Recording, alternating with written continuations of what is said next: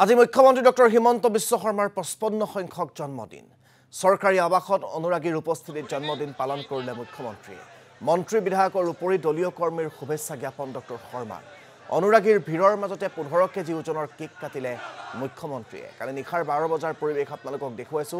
নিশা 12 বজাত এইদৰেই মুখ্যমন্ত্ৰীগৰাকীক কালি জন্মদিনৰ শুভেচ্ছা জ্ঞাপন কৰিবলৈ অজস্ৰজন উপস্থিত হ'ল তেখেতৰ চৰকাৰী বাসভৱনত আৰু মুখ্যমন্ত্ৰীগৰাকীৰ জন্মদিনৰ শুভেচ্ছা জ্ঞাপন কৰি তেওঁৰ সৈতে এখন ফটো নিজৰ কেমেৰাত আবদ্ধ কৰিলে সকলোৱে। আমি আপোনালোকক দেখুৱাইছো বিভিন্নজন আহি উপস্থিত হৈছে আৰু তেওঁ শুভেচ্ছা জ্ঞাপন কৰিছে। আমি এই পৰিৱেশ আপোনালোকক দেখুৱাইছো।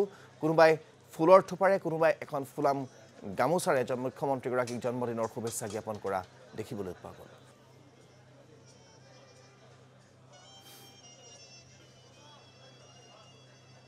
প্ৰত্যেক বছৰে জন্মদিনৰ দিনাখন এনেকৈ মানুহ আহে, লগ পাই ভাল লাগে। আজিও লগ পাইছোঁ। শুভেচ্ছা আশীৰ্বাদ সকলোৱে দিছে, গ্ৰহণ কৰিছোঁ যাতে সকলোৰে ভালে থাকে, সকলোৰে ভালে হয়। প্ৰত্যেকবাৰে জন্মদিনৰ দিনা কটন কলেজত পঢ়া দিনাখনৰ পৰাই সকলো ৰাতি 12টা বজাত আহে। এটা ইমান দিনৰ পৰা আহি আছে, আজিও আহিছে। পৰিকল্পনা বুলিতো আৰু নাথাকে, যিখিনি কৰি আছোঁ এইখিনিকে গতি দিব লাগিব। ভালে কুশলে অসমখন ভাল হওক, যিমান দিনলৈ পাৰোঁ সিমান দিনলৈ কাম কৰি থাকিব লাগে, এইটোৱে কথা।